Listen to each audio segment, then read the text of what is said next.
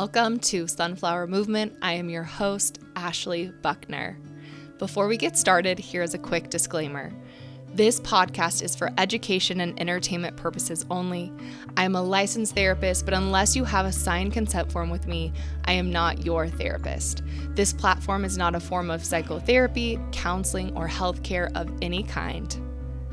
Sunflowers bloom in the most unexpected places, and they adjust to remain connected to the sun. Metaphorically, I define these sunflower movements as experiences with people, places, and moments where we feel seen, heard, and believed. This is Sunflower Movement, a community where people are able to show up authentically.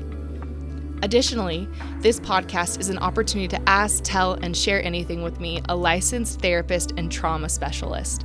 Together, I, along with my guests, will explore a variety of personal stories about mental health, trauma, religious trauma, relationships, nervous system regulation, spirituality, and all that the healing process encompasses. The link to submit and ask, tell, share anything with me anonymously will be included in the show notes. Thank you for tuning in. Hi, everyone. Before we jump into today's episode that's covering Mormon generational trauma, and I'm reading and answering so many questions from the audience, I had a couple questions that have come in that felt really time sensitive and things that I wanted to address just before we continue into this podcast. So thank you for your submissions. Obviously, I am reading them, and when I get submissions like this that need to be talked about sooner or they're more pertinent, I plan to kind of jump in and add them at the beginning of episodes when it makes sense. So again, thank you so much for your submissions.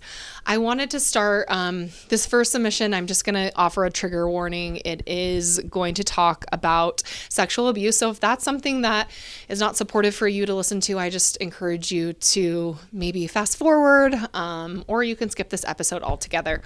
But this submission came in and I wanted to share it. I think it's important and just kind of offer this person some support. I was raised by two extremely faithful parents who focused more on church callings than a healthy family. My 15-year-old brother made me have sex with him at 6. When my little sister told my dad, he literally told me I needed to stop it. Needless to say, I've had a lot of therapy and done a lot of work to learn to love myself and all the moments in my life that made me. Now I have terminal bile duct cancer and a 16-year-old son and a 13-year-old daughter. I always assumed I would share all of this with them when they were older in the spirit of how important it is to forgive ourselves and to always work towards treating ourselves with love and tenderness. Are they too young right now?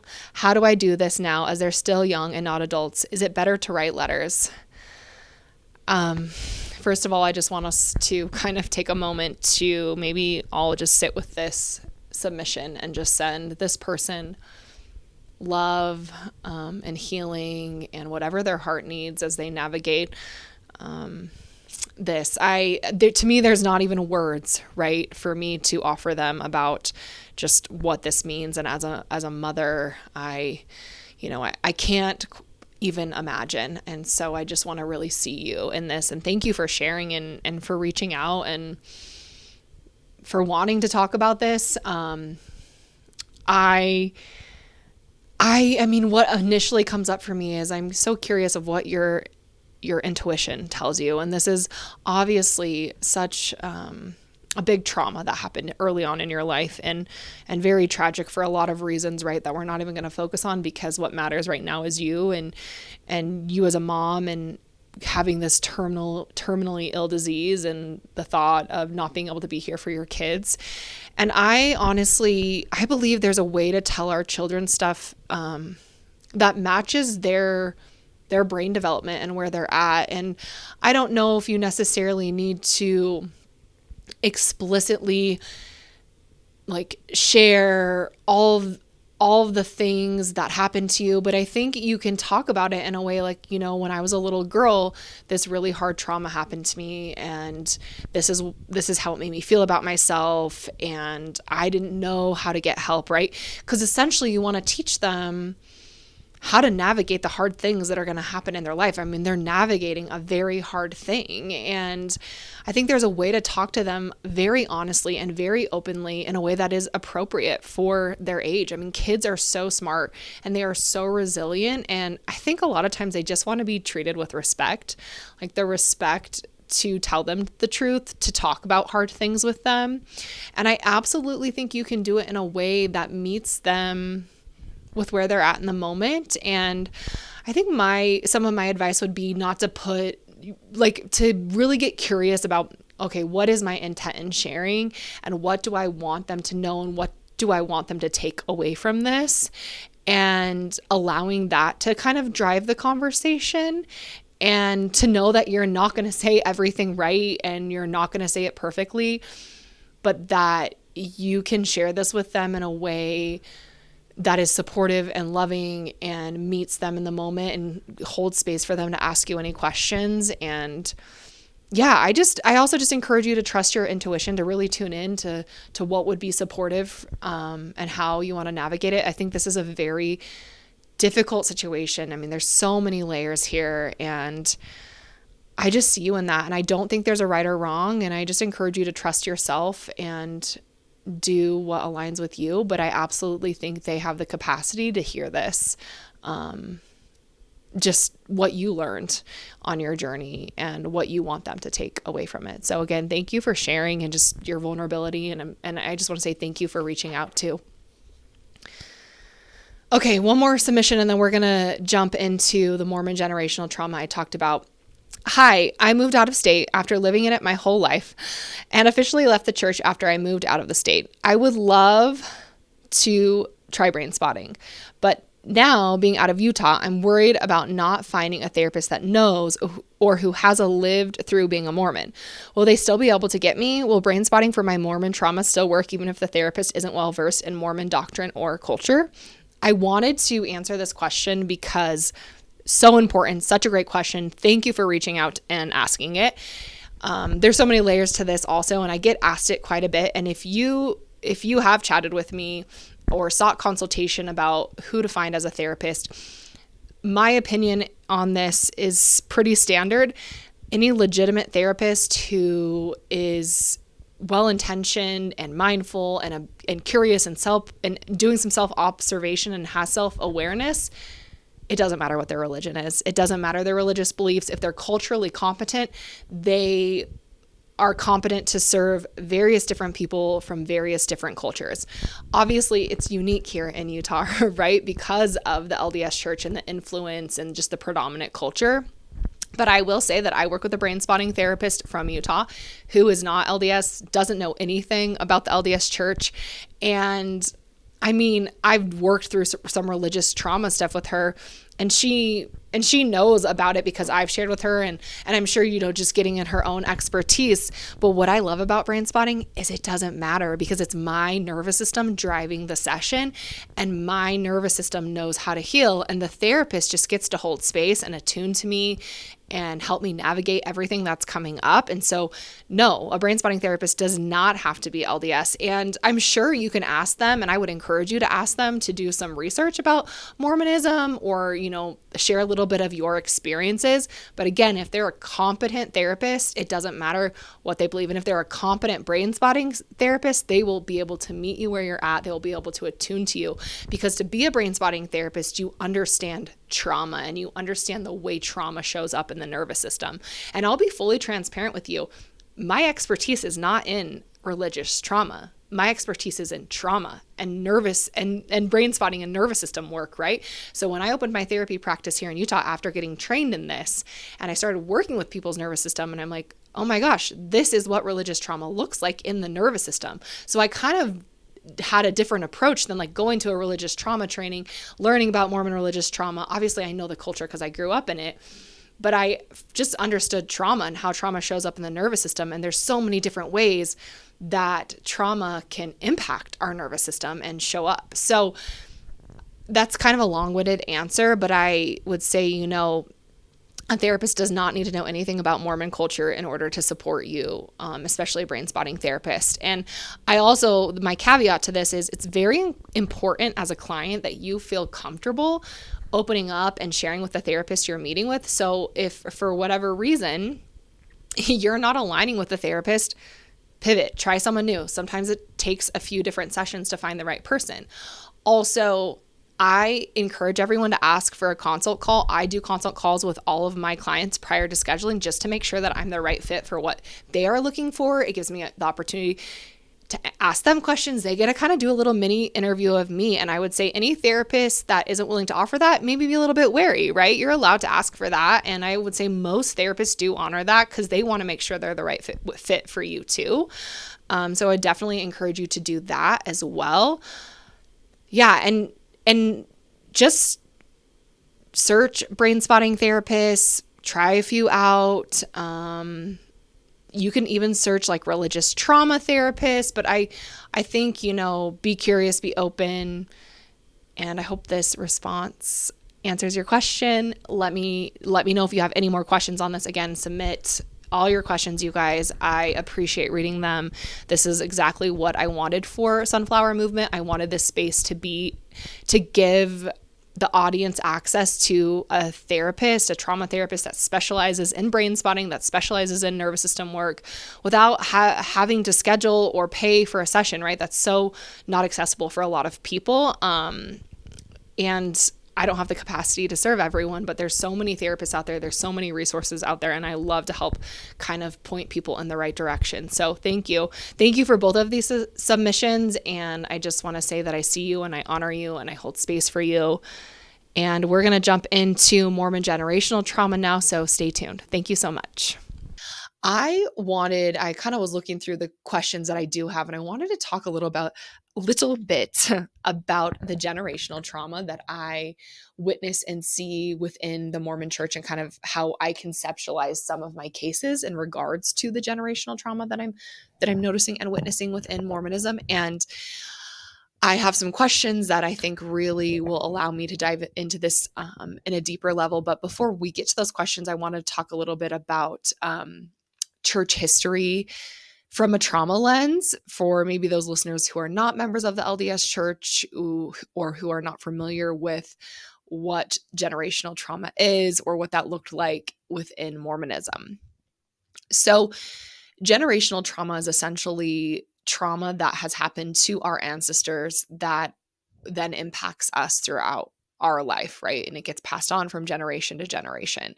And there's various cultures that you can look at generational trauma in and just understand how things that your early ancestors may have gone through that are now showing up in your life. And obviously they're not showing up in the same way, but can be an indication of maybe some mental health they can be an indication of maybe some mental health symptoms you have or things that you're struggling with or going through.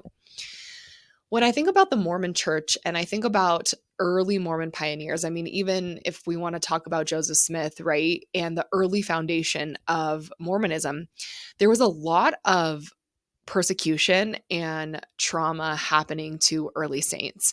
And I'm not here to say that I think Joseph Smith was making healthy choices and decisions. I think there was a lot of exploitation going on. And I think people that were not members of the church were seeing this and had some feelings about it, right? Obviously. But the problem is persecution is traumatizing regardless of what you're being persecuted for. And most, I think, early saints were just following a charismatic leader and doing what they thought was right at the time. So the treatment that they received was very horrific. And then let's also talk about, moving across the plains and coming into Utah and the amount of trauma that Mormon pioneers endured on the trek. I mean, it's horrific. The loss of children, just all that they navigated very early on in the formation of the LDS church was significant. And there was a lot of trauma, in my opinion, associated with that. So early saints get into Utah, they settle Utah. And when someone goes through significant trauma, one way they survive that, and this can be on an individual level, right, or a system level, in regards to the Mormon church, the Mormon organization, when someone goes through that level of trauma, one survival skill is becoming very rigid, right? Having some strict rules and boundaries, and not really allowing any outsiders into the system as a way to keep it safe, right? So we become very fearful of anyone who might threaten our safety. And I think we see that, if we zoom out and look at the Mormon church and how they settled in Utah and what happened in Utah in the early days. And I think to some degree still exists, right? Because of the power and control the LDS church has over state policies and practices here in Utah. So, it's a very, very rigid organization, and I think is built on the back of trauma. I mean, horrific, traumatic, traumatizing things happen to these early saints. And then, I mean, we could even get into the history of polygamy and the trauma to women and children and all of that, right? So there's just so many layers of trauma within the Mormon system generationally. And it makes complete sense to me why mental health in Utah looks the way it does based on just that generational trauma history. It makes sense to me why the Mormon church is the way it is and how rigid it is, because it's how it's survived since the early foundation of the church. Obviously, if this stirs up any additional questions for you, I mean, please write me. I would love to continue to dive into this. I actually have some really good questions from the audience that I wanted to talk about and really kind of dive further into what generational trauma looks like in present day, like sessions with clients that might be navigating this and just behaviors. So let's jump in right away. So first, write-in that I wanted to talk about. I'm currently standing 1 foot in the church and 1 foot out. Every time I reach out to leadership, in quotations, I walk away heartbroken and hurt. I constantly think there's no possible way the Lord would decide this or create a boundary to match school district lines, etc. Just when I find myself ready to sprint away, again, I was gone for 19 years, something pulls me back to holding on to the possibility things will get better. Why can't I let go of the church? I chose this question because I think about that last that last question. Why can't I let go of the church? Couple things come up for me. First, I get really curious about this person's lineage. Were you born into the church? Were you a convert? Just given the duration of maybe that the church has been in your life, I get super curious if it is something that you were born into, right? I also wonder, I mean, there's so many factors that contribute to this. But I wonder about your ancestors. Did you have Mormon ancestors? Did you have early saints that helped settle the church? Just, all those things are important to be curious about when you're thinking about why can't I let go of the church? I think what also comes up for me is, let's say some of those things were true, right? So you were born into Mormonism. You have like your Mormon, your genealogy, giggling, right, from Mormonism. Your genealogy is just generations of Mormonism, right? Members of the church. So how that looks from a nervous system lens or a trauma lens is essentially Mormonism is hardwired into our DNA, right? When we're born into the church and we have this ancestral history of Mormonism. And it becomes wired into our nervous system. So the belief system literally becomes programmed in us. And, think about the early teachings you receive as a child in the church. I remember learning about eternal families and my dad needing to have the priesthood in order to be worthy. I was probably like 6 years old. So when you learn about Mormonism at such a young age, right?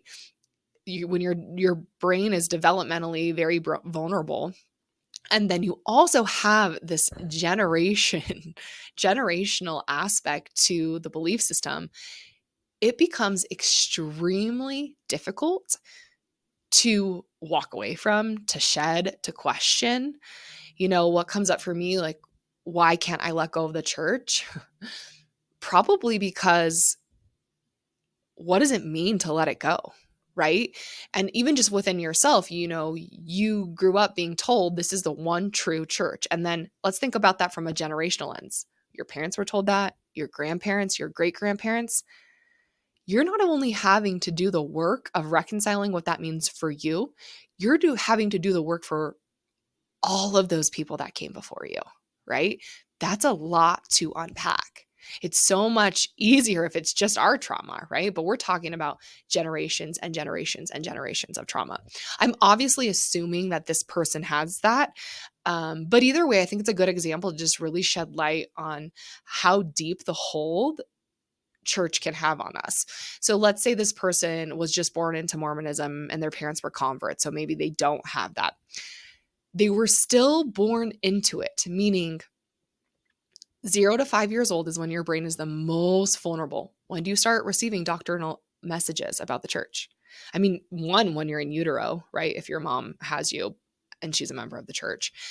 But from the moment you receive your baby blessing, those messages are going into your nervous system. No, you don't have cognitive memories of them, but your body and brain remember. So the belief system gets wired into your being, and it makes it very, very difficult to walk away. It's hard to walk away from something that in a lot of ways has become a trauma response, right? You're taught this really harsh doctrine, a really shame-based doctrine about being with your family forever and what it means if you don't follow the rules and all of that. So to walk away is terrifying. You're going to stay because that's going to ease your nervous system. It's a trauma response. Staying is a trauma response. And I think that's something I really invite you to be curious about.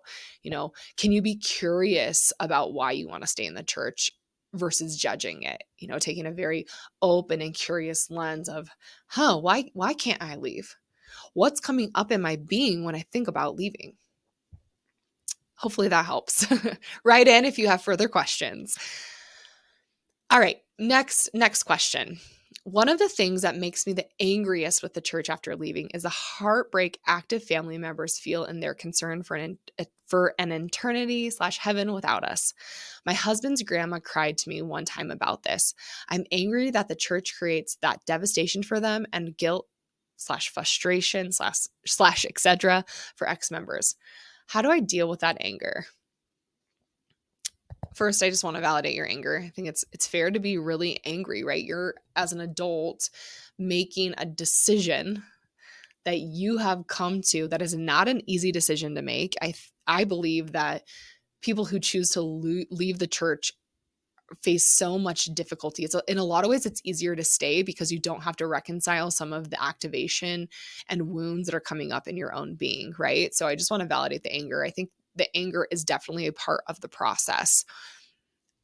I go back to, the level of indoctrination of family members and family systems, especially if those family systems have generational ties, right? We're talking about people who have been hardwired to believe in Mormonism and told that this is the only way to get to the highest level of king. This is the only way to get to the highest level of heaven in the celestial kingdom. So of course, they can't even reconcile that this might not be true. So as someone who's choosing to leave the church, you're activating a lot of their own wounds that they're not even consciously aware of, right? Because they've just been taught and programmed to believe this probably pre-birth. And so you are choosing to leave, and it's easier to make you the problem or for grandma to cry, because then they don't have to dive into their own being. They don't have to get curious about, why am I so activated that my son, daughter, granddaughter is leaving the church, right? They don't want to go there because that means I have to actually reflect and consider, are there parts of the church that are harmful? Are there parts of the church that are dangerous to the nervous system? And it becomes, again, an adaptation of the body and brain to not go there, to make you the problem, to be disappointed in you instead of having to dive in and say, what are they hitting with me? I think it's always a mirror. You're representing something that maybe unconsciously they want to be able to do, that their body and brain have felt the impact. And I would say that they probably have felt the impact of some of the harsh doctrine that is in Mormonism, but they don't have the capacity or the language or the insight to recognize it. And again, I don't think this excuses the rejection that you feel from active family members. And there is not a justification for that. And when I share these things, it's not to justify it, but to offer insight to the depth of this process for people who are still active in the church. I think you're pushing a hot button for them that most people who have just deep levels of indoctrination because of generational trauma, because of developmental trauma, they don't have the capacity to even hold space for it. You represent the solution, but that solution is too fucking scary, in my opinion, to even go there. And that's why I think you're getting the treatment that you're receiving. How do I deal with the anger? I want to get to that. I would really invite you to hold space for the anger, not judge it. You're allowed to be angry. I think there's a whole other thread we could pull here, right? When you grow up in Mormonism, you're taught that anger is of the devil. And I just so obviously as a therapist disagree with that so wholeheartedly. So I would encourage you to notice if that's part of your difficulty of feeling anger. Is there some roots to religious trauma or harm within your own being? There probably is, right? I have that within myself. I will say that anger has been a really hard emotion for me to feel. And I know it's part of the culture around being a woman and also the culture in the Mormon church about, oh, we're only allowed to feel quote unquote good feelings. Here's what I want to say to that. Feelings are just feelings. They don't have positive or negative things. I think what we do when we're feeling something can be positive, negative, but feelings in and of themselves are just feelings, and they're necessary to being a human. So let's just talk about what anger could be and what it could look like for you. I mean, anger is how we set boundaries. Anger is how we recognize what's okay and what's not okay. I mean, anger is a very useful emotion. It's a very necessary emotion. And I invite you to hold space for it and not try to change it or alter it or make it go away, but just to get to know it, to kind of become friends with it and allow it to provide support for you and where you want to go and how you want to navigate it. And I'm not saying unpack and live in your anger, because I don't think that's healthy or productive, but rejecting it or trying to make it go away is also not healthy or productive. We have to hold space for it because it's just information from your body and brain saying, hey, something's not okay. And I always get curious, what's underneath the anger, right? A lot of times anger is a much safer emotion to feel than sadness or grief. I mean, it has to be super painful to feel rejected by your family members, even if you don't believe in Mormonism, but that they're judging you for not believing, that is painful. And there is grief in that. There's a loss of a relationship. I mean, it's deep. So I would just really invite you to be curious about the anger that's coming up, to tune into it and to see where it takes you, because it's a valid emotion. And I would say that part of healing is holding space and learning how to hold space for all of our emotions. Again, they are necessary to what it means to be human. And when I do brain spotting sessions, and again, if you're curious what brain spotting is, tune into episode 2. But when I do brain spotting sessions with clients, I would target this exact emotion. So you would come into my office and you would say, oh, how do I deal with this anger? I'm angry all the time. And we would actually brain spot that. And I would set up an eye position, maybe where you felt the most angry, and invite you into your nervous system and into your being to get to know the anger. And that's why I love brain spotting, is because it teaches us how to have relationships with our emotions. And a lot of those relationships have been skewed because of something like religious doctrine or religious programming, right? Or just the world in which we live that says, oh, you can't feel this emotion, or you need to shut down this emotion, right? So there's a lot that we're working against here, and it's really complex. But great question. Thank you so much for sharing. Why do you think leaders keep the church going when the doctrine/scriptures/taught history very clearly have no basis in fact? What is their motivation to perpetuate this religion? I mean, I'm going to be straight up. I'm not a religious scholar, so we're not going to get into that, but I'm going to just offer some insight from a trauma lens. I was talking earlier about how a system becomes very rigid when it undergoes a lot of trauma. And again, that's just how I conceptualize Mormonism. And it actually gives me so much compassion and empathy for the Mormon church as a whole, because I just see it as this traumatized entity that never received support to work through the things that they've gone through over the generations. And again, this does not excuse harmful behavior or the atrocities that have been committed within Mormonism, because there's a lot, right? And I don't excuse any of that. I'm always just seeking to understand, to be curious about, how does this go on, right? How do we know that so many people are misinterpreting or misunderstanding Mormon doctrine and being harmed by it, but there's no changes, right? How does the Mormon church continue to do worthiness interviews or bishop interviews with men who have no formal training to provide counsel? Like, why don't they just change it? I have those exact same questions. And so when I have those questions, I get really curious. And I mean, so we've talked about earlier how people and family members can't reconcile within their own being that the church might have harmful parts, right? Like, that's too hard for them. So let's zoom out and look at that from a system level. An organization that promotes so much goodness, families are forever, all the things that they promote, that's built on trauma, in my opinion, right, based on the history, is then receiving a lot of information from a lot of different places that there are harmful parts. To acknowledge them means they have to reconcile their own history. And what happens if they reconcile their own history? They might find that it's not true, that actually it was built on some false things, right?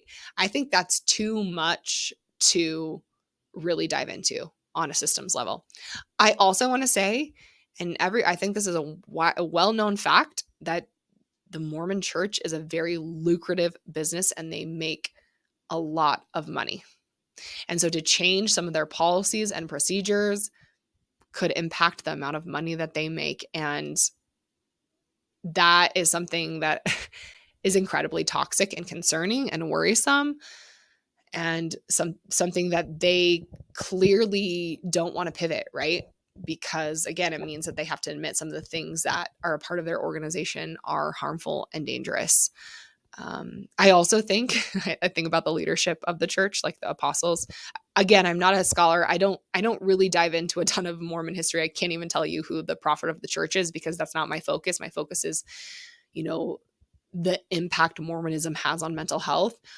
But they're all very, very old, right? So they're coming from generations of these early saints, a lot of them, and whatever their own trauma may be. And I think it's one of the ways people cope with trauma is to find something like high control religion to put their energy into.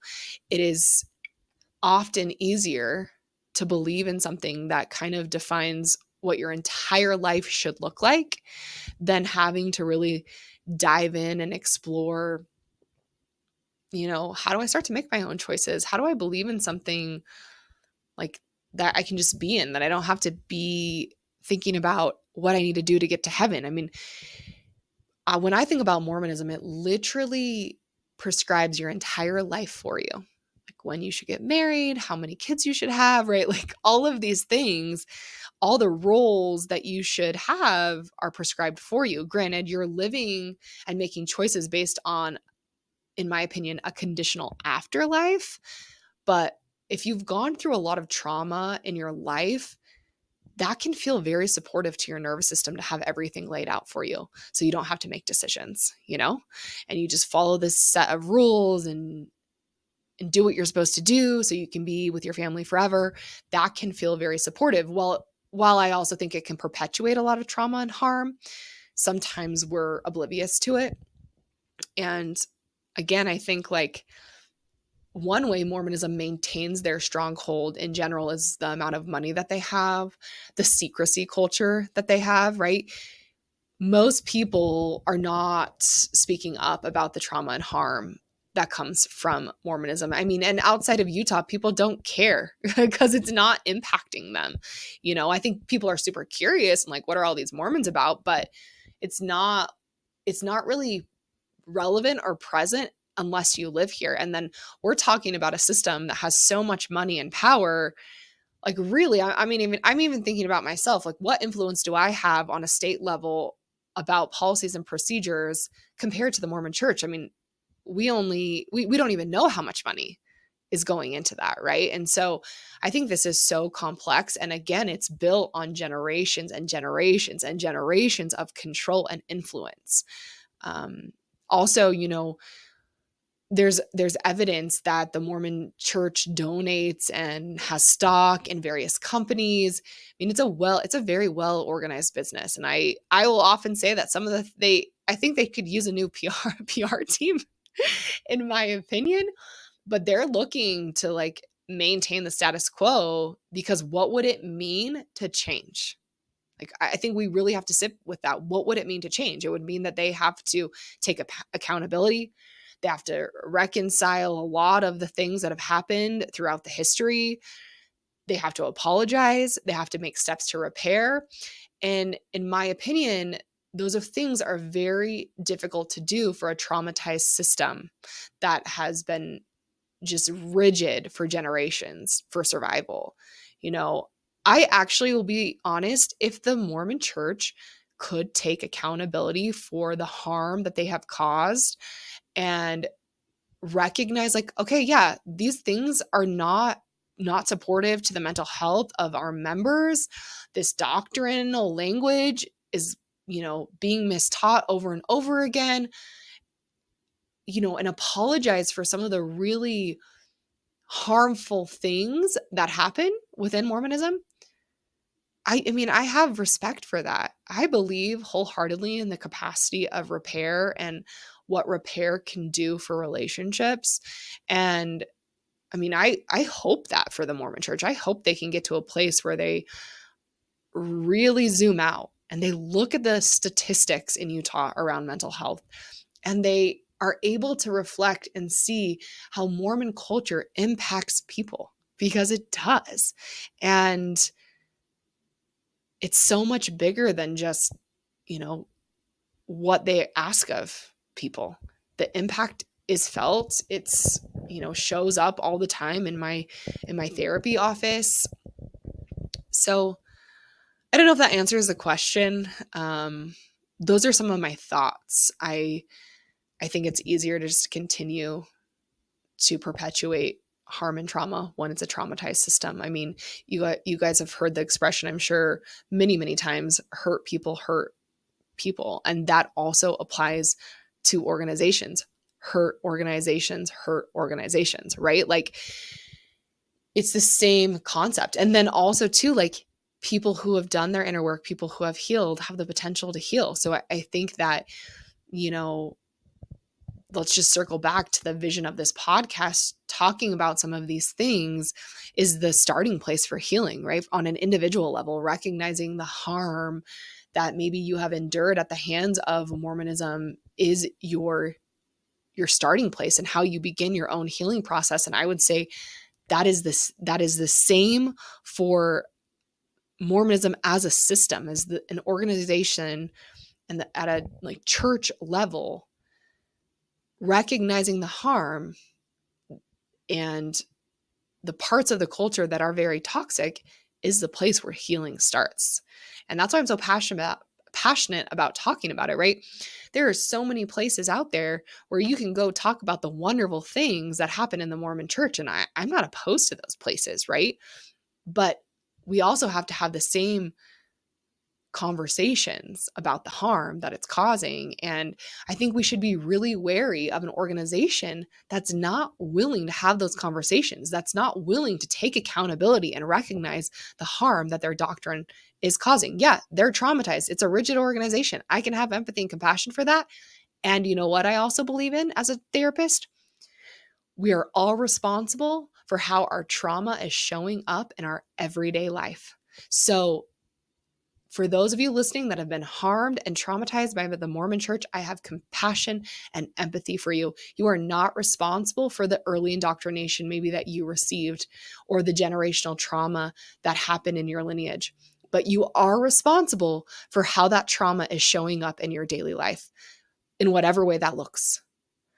And then the same is true, right, for present day Mormonism. You are not responsible for the trauma and the generations of trauma that have happened leading up to this moment, but you as a church, the Mormon church as a whole, are responsible for the way you continue to perpetuate that trauma. And I believe that, like, with every fiber of my being, we are responsible for how what's happened to us is showing up in our daily lives. And that can be on an individual level or on a systems level. Well, thank you guys for tuning in today and just really diving into this concept of generational trauma within the Mormon church and how I, again, conceptualize a lot of the trauma that I'm seeing and witnessing in my office. I hope this offers additional insight for you in your own process. And I would invite you and encourage you to maybe learn more about your own personal history, your own personal family history. What are some of the things that your great-grandparents, your grandparents endured? And this doesn't even have to apply to Mormonism, right? Generational trauma is such a broad thing that happens for every person. We all have histories. We all have personal family histories. And I also want to talk about generational healing. There are family systems out there that have made a lot of changes and broken really toxic cycles. And they're leaving, marks of generational healing. And that is so possible. And it starts by, saying, hey, like, it ends here. I'm not repeating the same cycle. For me on a personal level, I left the church and now my children will never be raised in it. Like, they have never even been in a church and they won't receive that indoctrination and programming. I have broken the cycle, right? And my goal for myself on a personal level within my own family is to have generational healing, to have my children be able to pass on patterns of healing versus patterns of harm, right? So I think that's a really important thing to think about in regards of generational trauma as that applies to the Mormon church and as it applies to any trauma that might be in your family line that's showing up in your life. Thank you all for tuning in. Please submit any questions you have. I will add that link to the show notes, and I look forward to tuning in next time. Thank you so much for tuning in today. If today's content resonated with you, please share, leave a review, all the things. It would mean so much to me. If you are interested in being a guest on Sunflower Movement, there will be a link in the show notes to submit an application. If your submissions align with the vision of Sunflower Movement, I will connect to set up a time for you to be a guest on the podcast. Disclaimer, coming on this podcast as a guest will be for entertainment and education purposes only. It will not be a form of psychotherapy, counseling, or healthcare of any kind. Thank you so much again for tuning in and being a part of the Sunflower Movement community.